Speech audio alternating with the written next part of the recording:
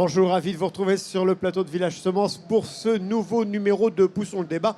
Poussons le débat, je vous le rappelle, c'est votre rendez-vous d'échange sans langue de bois. Alors aujourd'hui, on va parler d'un sujet qui fâche, celui du réchauffement climatique. Un sujet qui fâche parce qu'il suffit de quelques clics sur Internet, sur les réseaux sociaux, pour s'apercevoir qu'en matière de réchauffement climatique, l'agriculture est accusée de tous les maux.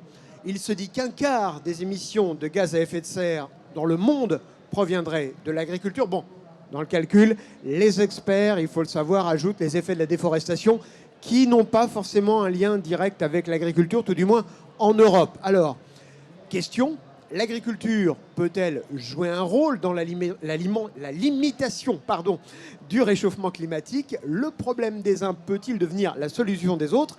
C'est ce que nous allons voir avec nos invités. Marie-Cécile Damave, bonjour Marie-Cécile. Oui, bonjour. Vous êtes responsable innovation et affaires internationales chez Agridé. Votre fonction, votre métier, c'est de réfléchir à l'avenir de l'agriculture. C'est ça, c'est de produire des idées, de réfléchir au niveau stratégie, où va l'agriculture de demain.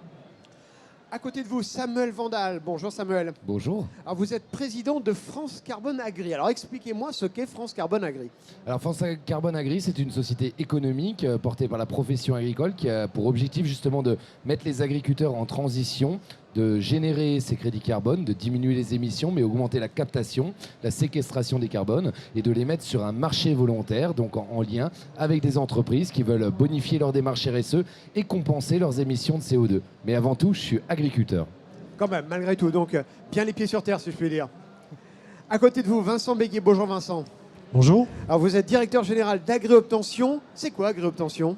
Alors Agriobtention, c'est une filiale de valorisation de l'INRAE.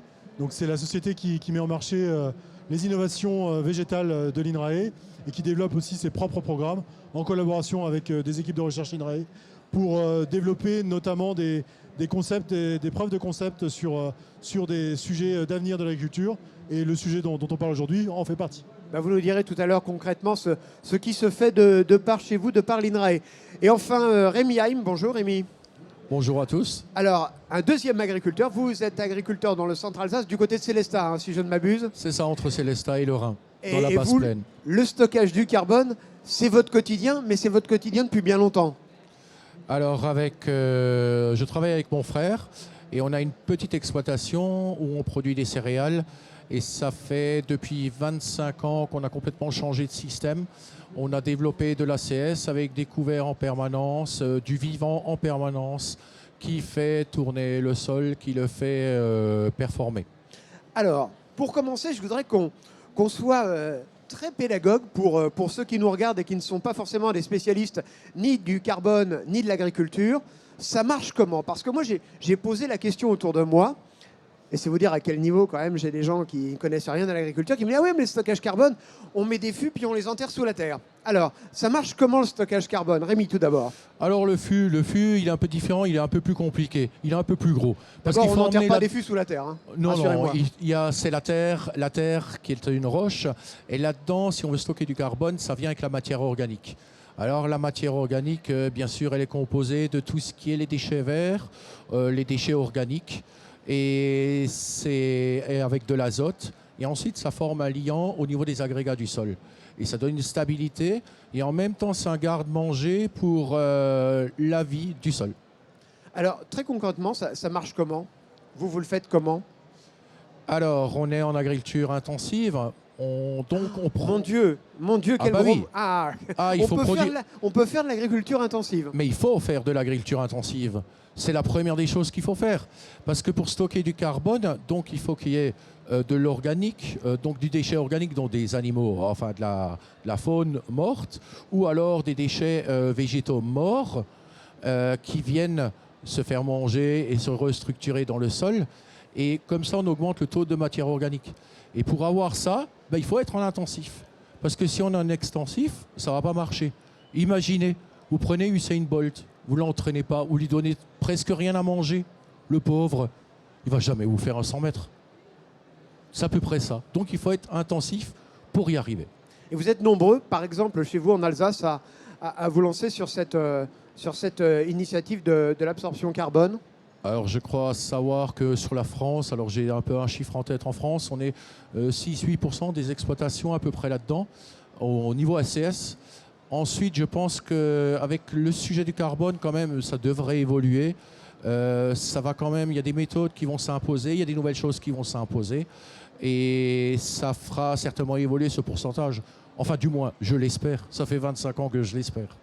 Alors, Marie-Cécile Lamave, quand on parle de stockage carbone, il y a le mot, c'est peut-être ça d'ailleurs la source du problème, stockage. On imagine effectivement, comme je vous disais tout à l'heure, enfouir des choses. C'est plus de l'absorption, si je comprends bien. Alors, en fait, il existe plusieurs puits naturels sur la planète, des puits de carbone naturels. Il y a les océans, il y a les forêts et il y a les sols agricoles. En fait, naturellement, il n'y en a pas d'autres. Okay, donc ça, c'est la première chose. Et en fait, c'est effectivement du carbone de l'atmosphère, donc sous forme de CO2, de dioxyde de carbone sous forme de gaz, qui est capté comment? Par la photosynthèse des végétaux, qui est capté à l'intérieur des végétaux, qui ensuite se transforme en débris, qui se retrouve dans le sol et qui crée l'humus. L'humus qu'on connaît bien quand on va se promener dans la forêt, par exemple, qui a un sol en décomposition. Okay, donc ça, c'est la première chose. Donc, stocker du carbone ou absorber du carbone, ça veut dire capter le carbone de l'atmosphère, de l'air, en fait, pour le mettre dans le sol. Et ça sert à quoi de faire ça, en fait? Pourquoi on fait ça? L'idée, en fait, c'est d'améliorer son bilan carbone, donc d'émettre moins de gaz à effet de serre et d'avoir ce qu'on appelle des émissions négatives, c'est-à-dire du stockage de carbone dans les sols pour éviter d'émettre. Et donc le bilan, on fait les absorptions moins les émissions, le bilan va être favorable. Et ça veut dire réduire les émissions de gaz à effet de serre, donc réduire l'intensité du changement climatique. Mais on ne met pas la poussière sous le tapis? Parce que là, on enfuit, Rémi. Alors, si on veut, pour compléter, il y a plusieurs choses. Marie-Cécile, tu parlais de ce qu'on stocke. Mais en fait, rendez-vous compte, quand vous prenez une baguette, vous avez du carbone entre les mains. C'est un carbone circulant. Celui-là aussi, il a été stocké par l'action de l'agriculteur. Après, on vous le donne à vous en tant que consommateur. Et après, le bilan en dépend de ce que vous faites. Mais je veux dire, il ne faut pas que voir ce qui est stocké dans les sols ou dans les océans. Il y a aussi toute cette partie circulante. Et bien sûr, est aussi composée de carbone, la vie microbienne, micro-organique et tout ça. Donc plus on l'augmente, c'est aussi un actif circulant. Il n'y a pas que le carbone stocké, il y a du carbone circulant qui se renouvelle. Vous savez, comme disait Lavoisier, rien ne se perd, rien ne se crée, tout se transforme. C'est ça.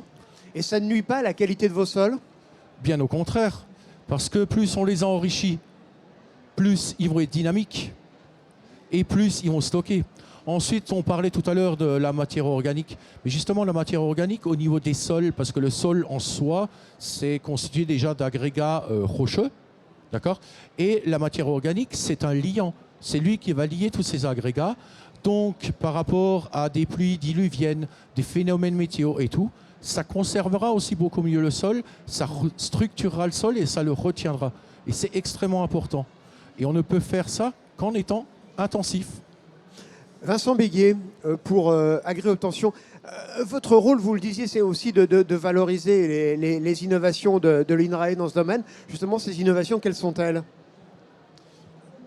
Tout simplement, pour pouvoir maximiser la photosynthèse, il faut avoir des plantes, donc des variétés qui soient productives, résistantes au stress, donc biotique et abiotique, donc soit les ravageurs, soit les effets climatiques. Donc il y a tout un pan de recherche qui est mené en collaboration d'ailleurs avec les acteurs privés pour assurer dans un contexte de transition climatique une pérennité, une résilience de la production pour permettre à cette photosynthèse justement comme le disait mon voisin, donc de réussir à produire pour stocker, capter le carbone qui est contenu dans le gaz carbonique de l'air pour en faire des sucres en fait qui vont soit nous alimenter, soit permettre justement d'alimenter toute une masse microbienne qu'on trouve dans le sol et qui va permettre de développer cette matière organique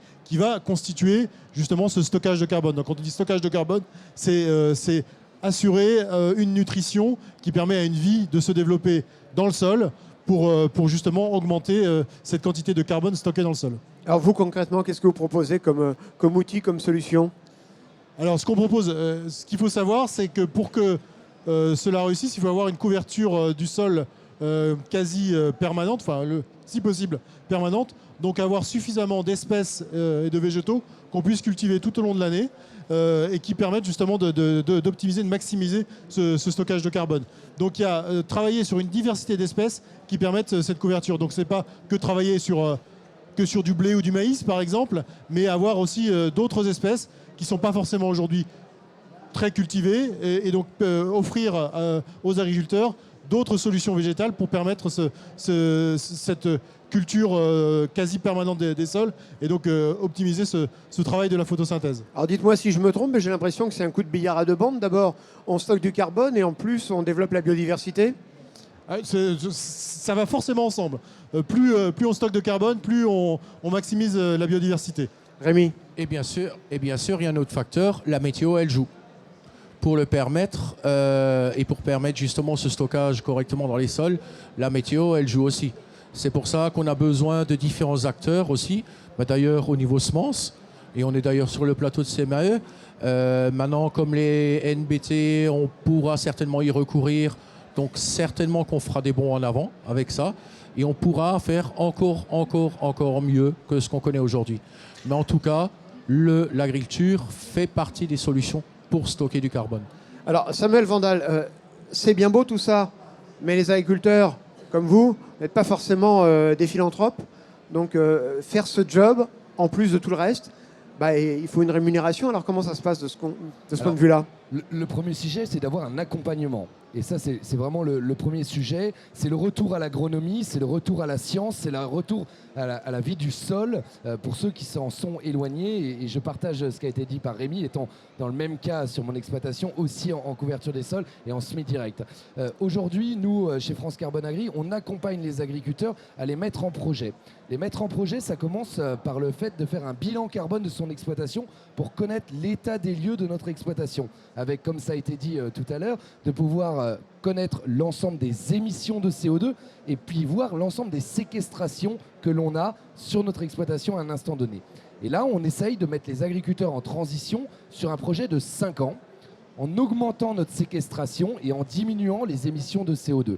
Ça passe par beaucoup de leviers, ça a été dit entre autres sur la partie couverture des sols, l'intégration de protéagineux, de légumineuses dans la rotation, par l'augmentation de la matière organique, de la biodiversité via les lombriques, et puis par les diminutions d'émissions de CO2, que ce soit par le travail du sol, que ce soit par les engrais azotés, avec l'efficience de l'azote, ça passe par tout un tas de leviers. À partir de ce moment-là, et qu'une fois que l'agriculteur est engagé dans ce projet de 5 ans, nous, à France Carbone Agri, on va l'accompagner pour justement aller chercher une rémunération additionnelle. Comment cela? Ça marche comment? Au travers de 2 démarches auprès d'entreprises privées, que ce soit sur la bonification de la démarche RSE des entreprises, quelque chose qui est hyper important et qui a du sens surtout depuis le Covid, pour redonner du sens à son travail, être fier aussi de son emploi dans les entreprises privées, mais aussi pour organiser la compensation de ces entreprises qui émettent des émissions incompressibles. Le carbone, ça repose sur 3 piliers en agriculture, et ça a été dit, c'est éviter, réduire, séquestrer.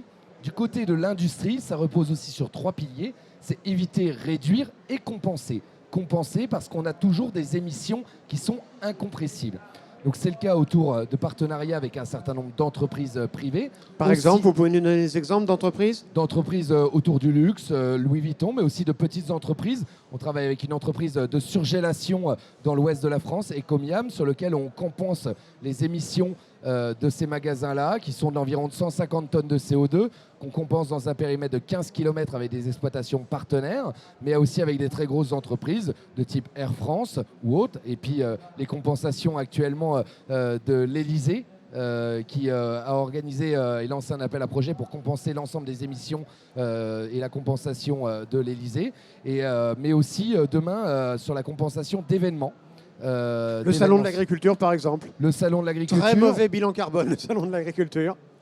Ce qu'il faut faire attention, c'est que si on veut rester dans une logique prospective, il ne faut pas aller directement sur le volet compensation.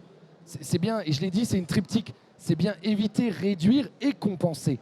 Si on aborde le prisme du carbone que sur la compensation, à ce moment-là, on s'apparente à du greenwashing. Oui, on se donne bonne conscience en disant c'est pas grave, je vais prendre l'avion pour aller à Marseille, mais je vais compenser en donnant un peu d'argent chez France Carbone Agri. Exactement, mais si on veut réellement faire un enjeu de la diminution du réchauffement climatique, on doit tous être acteurs, nous sur nos exploitations, bien sûr de le valoriser sur une plateforme pour aussi en tirer une rémunération additionnelle des agriculteurs et les rémunérer pour le service rendu à nos concitoyens, mais derrière il faut que la diminution de l'empreinte, elle soit globale, et ça c'est très important. Le cas par exemple autour du Festival de Cannes, sur lequel on a engagé une démarche avec eux de diminution, de réduction sur l'énergie, sur le chauffage, sur le transport, et sur lequel la plateforme France Carbone Agri arrive pour compenser les émissions incompressibles. C'est étonnant parce qu'on a l'impression quand même que ce ne sont quand même pas des exemples neutres. Festival de Cannes, Air France, d'autres entreprises. Tout ça se fait assez discrètement finalement. Là, il n'y a pas de communication verte ou voire de greenwashing. Alors, c'est pas voulu, c'est simplement qu'aujourd'hui, France Carbone Agri est créée sur une société économique depuis le mois d'avril. Elle repose sur très peu de personnes. Le travail est monstrueux. On a une montagne du côté accompagnement des agriculteurs avec les structures locales, avec les coopératives, les organisations de producteurs, mais aussi en interne pour organiser le marché avec un marché français, label bas carbone français, mais aussi une dimension européenne qui est en train d'arriver avec une mission parlementaire sur laquelle on est pleinement investi et donc qui nécessite beaucoup de travail, beaucoup de temps et malheureusement, à l'état actuel des choses, la communication externe est un peu délaissée, mais on est très fiers de ce que l'on fait. D'ailleurs, je peux citer l'ensemble des entreprises avec lesquelles on contractualise, il n'y a aucun problème et on fait des événements locaux, mais il faudra qu'on soit encore plus fort demain pour justement mieux communiquer sur toutes ces pratiques et cette compensation. Marie-Cécile. Oui, je voulais ajouter, en fait, France Carbone Agri, je pense que c'est le plus gros porteur de projet au niveau français en termes de crédit carbone agricole. Mais il y a toute une diversité finalement d'entreprises qui sont porteurs de projets et en fait qui réunissent un certain nombre de crédits carbone qui sont générés par de nombreux agriculteurs. Il y a plusieurs milliers d'agriculteurs aujourd'hui en France qui sont impliqués dans l'agriculture bas carbone. C'est ça qui est intéressant. Il y a une véritable dynamique en fait qui est engagée, en particulier depuis qu'existe le label bas carbone porté par le ministère de la Transition écologique depuis 2019. Et puis donc il y a également cette dynamique européenne qui se met en place avec la proposition de réglementation de la Commission européenne qui a été... C'est ce qu'on appelle la certification. Alors voilà, c'est une proposition de réglementation pour proposer un cadre de certification des crédits carbone agricoles en particulier et des méthodologies en fait d'absorption du carbone, comme on l'expliquait tout à l'heure, par l'agriculture. Donc au niveau de la production agricole, mais aussi dans le cadre de la bioéconomie, dans le cadre de cette économie biosourcée, parce qu'il y a ce stockage dont parlait Rémi tout à l'heure, effectivement au niveau de la biomasse agricole et des sols. Mais après, dans toute l'économie donc alimentaire et non alimentaire aussi, l'économie biosourcée qui permet de stocker à long terme en fait, le carbone biogénique, c'est-à-dire issu du vivant. En fait, c'est ça qui est intéressant. Et je pense que dans ce sens-là, la réglementation qui se met en place au niveau européen va faire la place belle à l'agriculture de conservation des sols, puisqu'ils insistent beaucoup sur le stockage longue durée. Le problème du stockage du carbone dans les sols, c'est qu'il est réversible. Et donc, c'est difficile de mettre en pratique des actions de stockage durable du carbone dans les sols.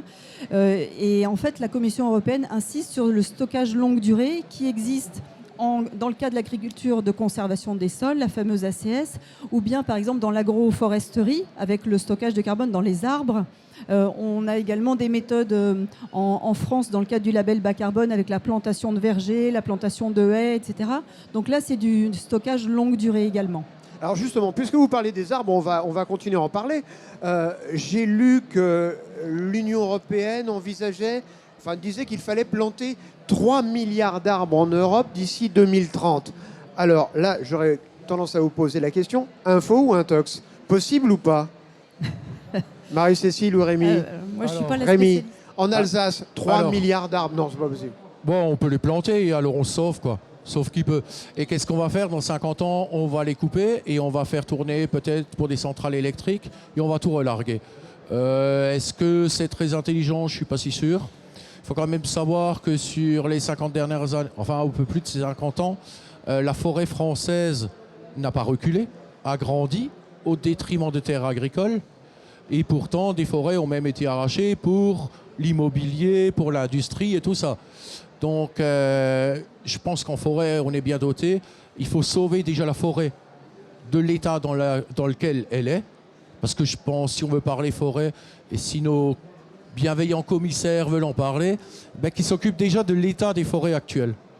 Vincent Béguet, tout d'abord. Je ne partage pas totalement cette opinion.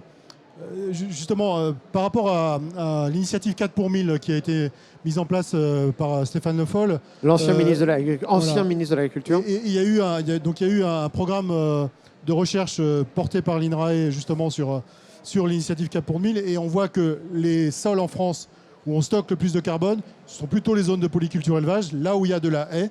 Et je pense que la haie est un outil agronomique qui est fort utile quand on est sur une volonté de stocker du carbone, qui peut aussi avoir d'autres intérêts, notamment en termes d'hébergement d'auxiliaires intéressants dans le cadre d'une agriculture où on sait on devra se passer de pas mal de produits de synthèse. Donc ces 3 milliards d'arbres, s'ils sont bien plantés, bien utilisés, et là encore, moi j'assume le terme d'intensif, c'est-à-dire qu'il ne faut pas que ce soit des zones de relégation où on sort des terres agricoles, point barre, mais que cet outil-là soit un outil qui soit vraiment utilisé comme un outil agronomique comme un autre. Donc moi je pense que c'est plutôt utile cette initiative, mais il faut que ça soit bien fait. Et effectivement, par rapport à tout ce que vous dites, il reste néanmoins quelques recherches à faire. Elles sont en cours pour standardiser des indicateurs pour qu'on soit tous d'accord sur telle ou telle pratique correspond à tel ou tel niveau de stockage, parce qu'il y a encore des écarts, même au niveau européen, entre pays, entre méthodes publiées par différents instituts, qui font que pour vraiment exploser, pour que cette pratique, ces initiatives explosent, il faut qu'on ait une certification et donc une standardisation des outils pour mesurer ce stockage de carbone. Marie-Cécile. Oui. Je suis tout à fait d'accord avec ça. En fait, il manque peut-être quelqu'un autour de la table, c'est l'acheteur. En fait, avoir une entreprise ou une collectivité locale qui achète déjà des crédits carbone. En fait, le problème aujourd'hui, c'est comment aller leur donner envie, en fait, à ces acheteurs potentiels d'acheter des crédits carbone agricoles. Et c'est exactement parce qu'il existe une diversité de méthodologies, de manières de calculer, en fait, ce qui est réellement stocké et réellement moins émis. Qu'il y a un problème, il y a un déficit de confiance en fait de l'acheteur. En fait, quand un marché se crée, il faut qu'il y ait une confiance dans le produit qui est sur ce marché et une confiance qui se crée entre le vendeur et l'acheteur. Et aujourd'hui, il y a encore un déficit parce que la réglementation elle est en cours de construction et parce que les méthodes sont diverses. Il y a des méthodes internationales, il y a des méthodes franco-françaises, il y a des méthodes privées, des méthodes publiques. Donc aujourd'hui, on a besoin de rationaliser d'un cadre tout standard ça. pour tout le monde. Samuel. Je voulais rebondir sur l'aspect de la forêt, parce que dans le rapport dont vous faites mention, le premier sujet, c'est de pouvoir avoir une forêt plus efficiente et plus efficace. Et donc le premier sujet sur les 3 milliards d'arbres à replanter, c'est déjà de pouvoir avoir des forêts beaucoup plus efficaces, beaucoup plus efficientes. C'est le cas entre autres de tout le projet qui a lieu en ce moment en Gironde suite aux incendies, c'est de se dire qu'on ne va pas replanter des pins partout, replantons des espèces qui sont plus adaptées au réchauffement climatique, au changement climatique, qui vont être capables d'être moins gourmandes en cas de feu, moins frayables, une plus grande diversité justement dans les espèces et donc qui captent et qui stockent plus de CO2 tout au long de l'année, peu importe la période de l'année. Ça, c'est le premier sujet du rapport qui a été mis sur la table, entre autres par la Commission européenne. Et après, justement, il y a aussi la gestion des petits espaces boisés, ce qu'on appelle les bosquets, nous, en agriculture, aussi de pouvoir avoir une gestion beaucoup plus fine. Sur la partie de la haie, j'entends et je valorise aussi au sein de France Carbone Agri des tonnes de CO2 ici de la haie, issues de la méthode carbocage, entre autres en plantation. Aujourd'hui, on a un vrai sujet d'accélération sur le sujet de la haie, qui est le prix de la tonne de CO2, qui est le coût de l'investissement de l'implantation chez l'agriculteur et qui est le frein réglementaire qui fait qu'à partir du moment où aujourd'hui vous installez une linéaire de haie sur votre exploitation, elle est sanctuarisée dans la PAC et donc vous ne pouvez plus y toucher. Nous, on est plutôt en train d'essayer de travailler sur de la filière longue qui serait sur du taillis courte rotation de l'exemple faux acacia, robinier, qui serait plutôt donc sur des linéaires assez larges, qui pourraient être intraparcellaires, qui permettraient d'aller valoriser derrière aussi des copeaux, des sous-produits en lien avec les collectivités territoriales, pour pourquoi pas chauffer des lycées, des collèges, qui permettent aussi de répondre à la notion de captage de CO2, de biodiversité, et en même temps de créer de débouchés pour les agriculteurs sans le sanctuariser. Et derrière, c'est la notion, le fait de pouvoir réaborder cette notion de manière prospective en amenant des débouchés aux agriculteurs sans le vivre forcément pour une contrainte, pour forcer les gens à y aller de manière constructive. On a le même sujet sur le bambou. Aujourd'hui, on a deux startups qui sont en train de développer aussi des méthodologies autour de l'implantation de bambou en interculture ou en intraparcellaire pour justement capter du CO2, créer des coproduits, des sous-produits en paillage ou autres pour l'élevage, mais aussi en coproduits pour les biomatériaux, mais aussi pour le chauffage, qui pourraient devenir une source. On est au début d'une énorme histoire, d'une très grande histoire, sur laquelle tout le monde a sa part à jouer et sur laquelle les agriculteurs doivent être les plus réceptifs possibles. Alors justement, un champ énorme pour l'INRAE. Oui, mais c'est des recherches qui sont d'ores et déjà menées. Hein. Effectivement, enfin, je reviens sur l'initiative 4 pour 1000. Si on arrive à le faire, on pourra quasiment absorber l'ensemble de nos émissions de CO2. Donc c'est colossal. Donc, et ça se passe véritablement en agriculture. L'agriculture a ce potentiel-là. Mais par contre, ce n'est pas une agriculture à l'ancienne, c'est une agriculture bien pensée, où justement on retravaille bien l'agronomie, où on maximise le captage du CO2, on maximise la production de photosynthèse, la production que permet la photosynthèse, et donc ça nécessite de la science et donc des recherches, et derrière justement des agriculteurs engagés, comme ils l'ont toujours faire depuis le sortir de la guerre, qui justement, quand on voit la transformation de l'agriculture qu'on a connue au sortir de la guerre, ils sauront, j'en suis sûr, relever ce défi de faire ce captage de CO2. Rémi. Alors, je vais juste ajouter quelque chose par rapport à mon voisin. Oui, il a entièrement raison. Et on parle de stocker du carbone, on parle d'intensif et tout. Mais je veux juste rappeler une chose, avec ce qu'on entend à l'heure actuelle, contre les produits phytopharmaceutiques, contre les engrais, contre ci, contre ça, contre l'eau, on veut des restrictions, on veut plus d'eau, plus ci. Eh bien, il faudra un peu changer de discours. Parce que sans protection des plantes adaptée, sans eau, eh ben, on ne fera rien et on ne stockera pas de carbone. Ça, c'est une première petite chose. Ensuite, sur un autre petit point, l'agriculture en France, on a une grande chance, et ça, il faut aussi le savoir, d'avoir une agriculture très diverse, avec des régions très diverses, des climats très divers. Donc, ce qui pourra se faire chez moi, dans le nord-est, ou enfin chez nous, dans le nord-est, par rapport au sud-ouest, par rapport à d'autres régions, ce ne sera pas pareil, et ce sera sous des formes différentes. Ça aussi, il faudra en avoir conscience, l'agriculture n'est pas uniforme. Et j'insiste bien là-dessus, parce que souvent, on veut l'uniformiser, ou trop l'uniformiser, même avec des réglementations. Il faudra vraiment prendre conscience de ça. Marie-Cécile Damave. Oui, je voulais ajouter simplement, il y a un mot-clé qui a été prononcé tout à l'heure par mon voisin, c'est filière.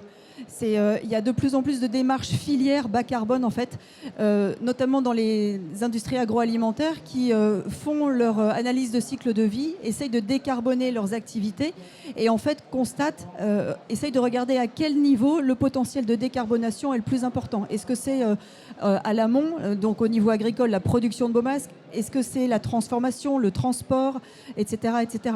Et en fait, c'est ça qui est intéressant, c'est que cette agriculture bas carbone, elle s'intègre à la fois dans cette dimension filière, et donc il peut y avoir des primes filières payées donc par la transformation aux agriculteurs pour payer plus cher en fait leur production parce qu'elles sont issues de pratiques vertueuses qui s'additionnent à ces fameux crédits carbone agricoles. Et donc voilà deux étages de la fusée pour financer la transition, parce que c'est ça qui est compliqué. Aujourd'hui, ça coûte plus cher que ça ne rapporte de s'engager dans cette transition bas carbone au niveau agricole. Ah, justement, je voudrais qu'on parle un peu argent, Rémi. Ça se passe comment pour vous? Ça vous rapporte un peu ce que vous faites depuis quand même quelques années en Alsace? Ça nous coûte surtout beaucoup en recherche et développement, parce qu'on est parti quasiment d'une feuille blanche, on fait certaines choses assez particulières, on est beaucoup sur le numérique, on localise tout en intraparcellaire, c'est-à-dire qu'on ramène ce qu'il faut à l'endroit où il faut et quand il faut. Donc voilà, il y a encore beaucoup de travaux là-dedans. Concernant les crédits Ça vous rapporte carbone, pas quand même un peu d'argent? si, il faut bien en vivre et il faut payer Justement. les machines. Voilà. Mais je veux dire, si je voulais gagner de l'argent, vraiment gagner de l'argent, j'aurais pas fait ce que je fais. Alors Ça, c'était c'est quoi clair. votre motivation première? La motivation première, elle est partie alors avec mon frère par rapport à la situation où était l'exploitation à un moment au niveau du sol, au niveau de certaines choses. On a remarqué des choses qui ne nous plaisaient plus. Et là, on a commencé à chercher. Et ce qui nous a donné raison, c'est quand il y a eu le protocole de Kyoto. Kyoto parlait déjà justement des crédits carbone. Et Kyoto, ça date quand même d'il y a 15 ans. On a quand même pris beaucoup de retard parce qu'on a mis beaucoup de choses sous le tapis, malheureusement. Et je dirais aussi un petit mot pour mon collègue à côté au niveau de l'INRAE. L'INRAE, en 2002, avait commencé à travailler sur un protocole qu'ils appelaient Indigo.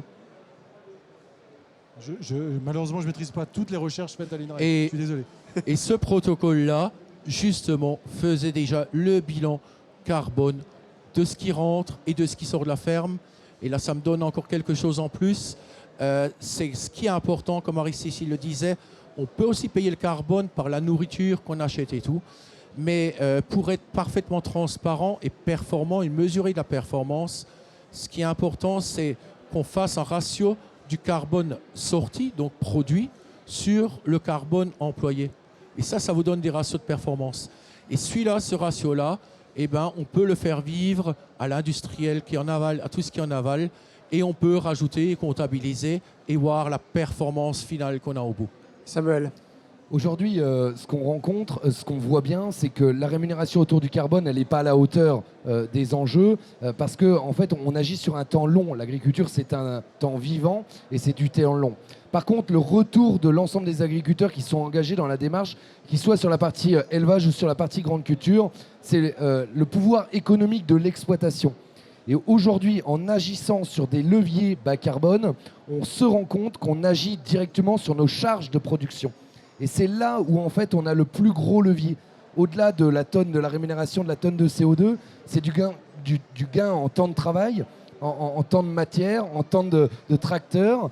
C'est de l'économie de travail de sol, de rationaliser des apports extérieurs. Et c'est des charges en moins avec un sol qui vit mieux, avec des animaux qui vivent dans un cadre plus performant en respectant mieux le bien-être animal. Et derrière, ça ramène réellement de la performance économique à l'exploitation.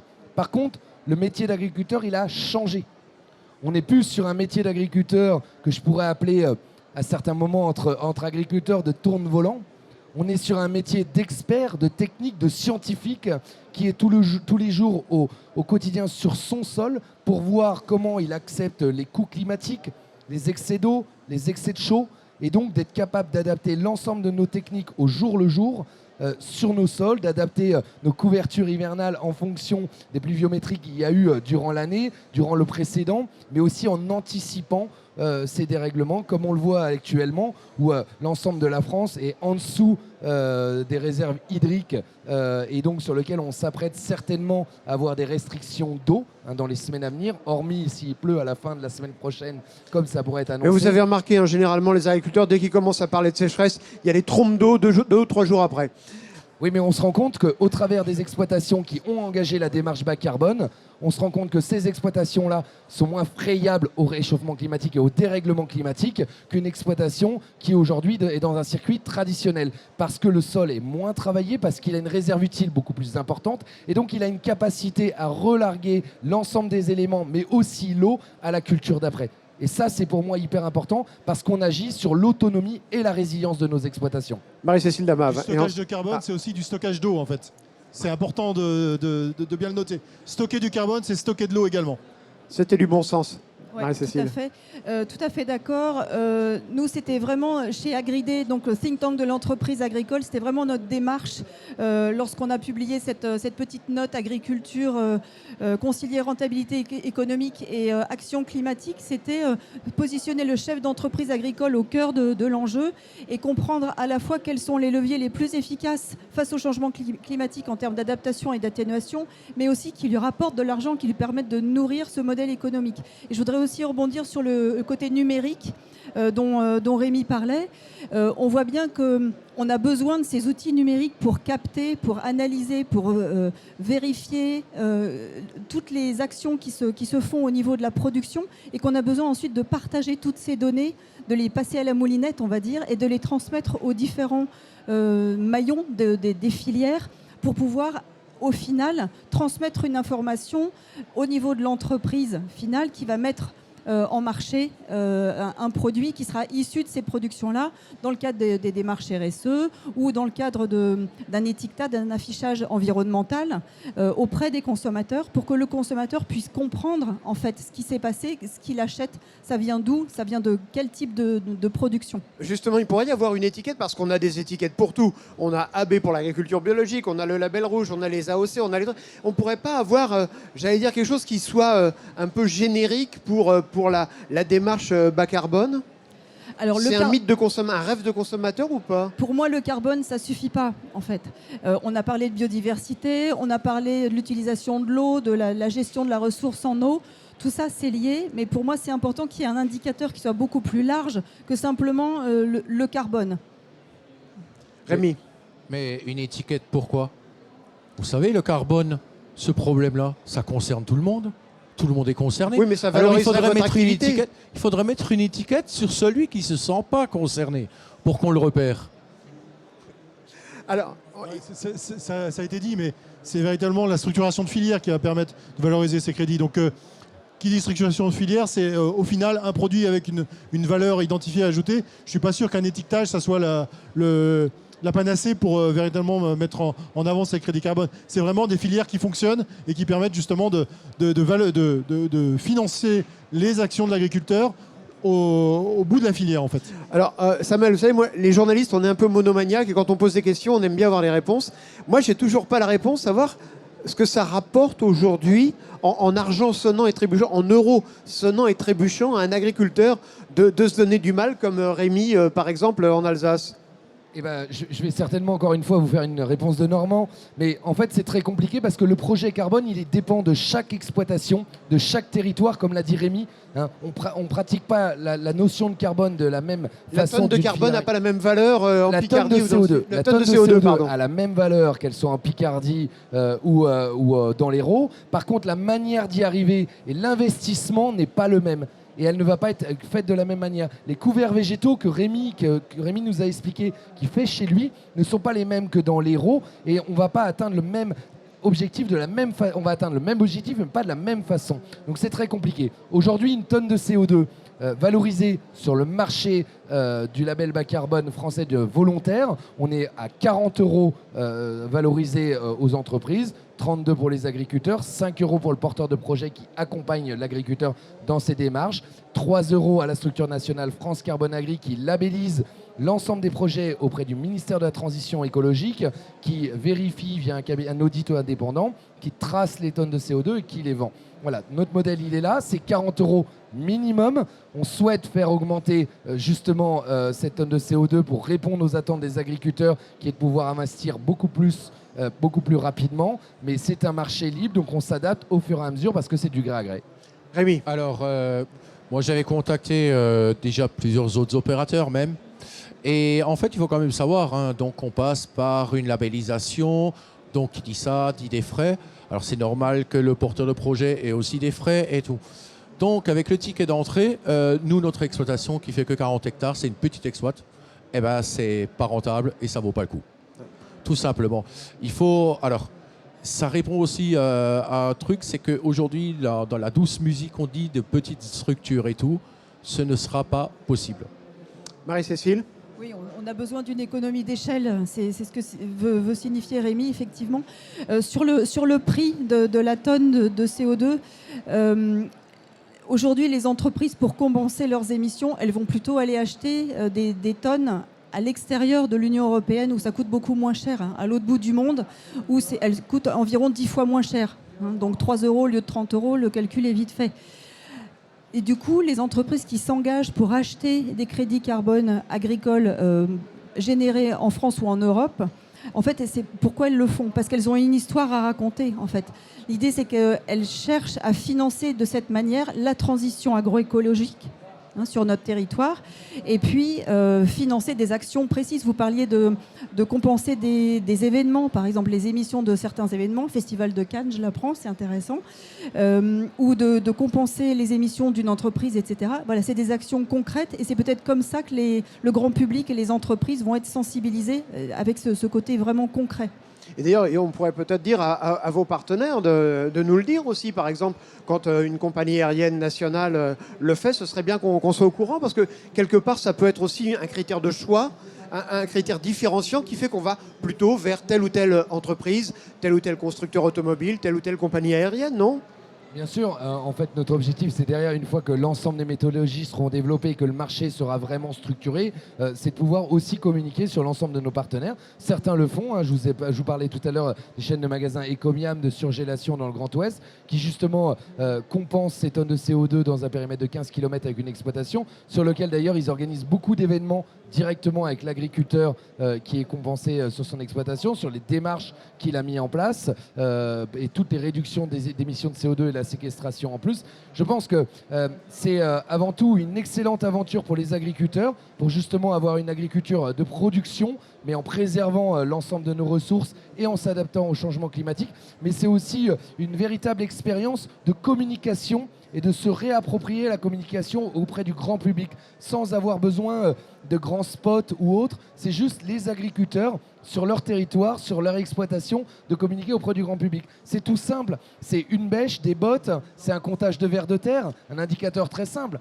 Aujourd'hui, quand vous faites un comptage de vers de terre sur votre exploitation et que vous voyez une centaine de lombrics au mètre carré, c'est un indicateur qu'un sol vit, c'est un indicateur qu'un sol capte et stocke du CO2. Quand vous sentez aussi sentir, rien que de faire le test de sentir une motte de terre en agriculture de conservation ou sur une technique beaucoup plus simplifiée, voire du labour, vous verrez tout de suite la différence. Il n'y a pas besoin de grands mots, de grands discours. C'est des choses très simples qui parlent et réellement qui doivent être percutantes pour le consommateur. Plus de travail au quotidien chez vous dans votre exploitation, Rémi, pour arriver à cela ? Alors, c'est plus de travail parce qu'on est parti d'une feuille blanche, on a fait beaucoup de recherche-développement et on continue à en faire. Et on a investi là-dedans. Ça crée de l'avenir. Mais si je restais à ce qu'on fait, ben non, beaucoup moins. Et c'est en termes de temps de travail, alors de temps tracteur, de temps, choses comme ça. Et c'est pour ça que je parlais de la méthode Indigo. Elle avait énuméré tout un paquet de choses très intéressant. C'est dommage que c'est tombé aux oubliettes. Et je suis sûr que Vincent va ressortir le dossier immédiatement après cette émission. Et c'est aussi un temps que vous passez plus à de la technicité. Ça vous libère du temps pour ça, pour monter votre niveau technique et pour encore vous améliorer. Et ça vous donne toujours de nouvelles idées. Et en fait, vous n'arrêtez plus d'avoir des idées. Alors moi, il y a une question en conclusion, parce qu'il nous reste à peine 2 minutes. J'ai lu quelque part que l'enjeu, c'était l'absorption de 4 milliards de tonnes de CO2 d'ici 2035. C'est possible, ça? Parce que les chiffres donnent le vertige. Marie-Cécile Lamave. Ouais, moi je pense qu'il faut prendre aussi le sujet par l'autre bout de la chaîne, c'est-à-dire par le consommateur, par le produit fini, donc que ce soit l'alimentation ou le reste de l'économie en fait. Et il faut qu'il y ait une économie qui soit tirée par le marché, et que ce soit la demande en fait qui incite finalement la production à s'engager davantage vers ces pratiques-là. Ce qui Moi, je dirais que c'est techniquement possible. Vincent, oui. C'est techniquement possible. Maintenant, il faut justement organiser le marché, organiser les moyens, la certification. Enfin, donc c'est plus un encadrement qui permet d'y arriver, mais techniquement, c'est possible. Samuel, il faut que le consommateur pousse derrière aussi. Hein. Oui, identifie cette demande. Parce que généralement, ça marche comme ça. Hein. Dès qu'on sent que les consommateurs demandent quelque chose, ils ont très vite gain de cause. Que le consommateur s'engage dans la démarche, bien sûr, en aussi réduisant ses émissions. Hein, c'est l'affaire de tout le monde, je le répète, mais aussi les filières et l'ensemble des organisations de producteurs et les agriculteurs qui doivent s'engager dans cette démarche-là. Donc il s'agit de se structurer très très vite pour emmener un maximum de monde. Rémi, on va conclure avec vous. Aujourd'hui, j'ai l'impression quand même, vous me dites, ouais, c'est pas forcément rentable, c'est compliqué. J'ai l'impression que vous êtes un agriculteur heureux par ce que vous faites. Ah oui, bien sûr. Et je reviendrai pour jamais, je reviendrai en arrière. Parce que comme je vous ai dit, ces sources d'innovation, Alors on prend du temps, on a libéré du temps aussi pour faire de la recherche et développement. Bien sûr, il y a quelques trucs financiers qui sont en jeu parce qu'on a une très petite exploite. Il y a un enjeu de taille, ça c'est un peu notre grand frein, notre gros souci. Mais pour rien au monde, on reviendra en arrière. Eh bien écoutez, merci beaucoup d'avoir participé à cette émission. Quant à moi, je vous retrouve demain pour un nouveau numéro de Poussons le débat sur le plateau de Village Semences. Et n'oubliez pas, comme le disait Antoine de Saint-Exupéry, que nous n'empruntons pas la terre à nos parents, nous l'empruntons à nos enfants. Merci.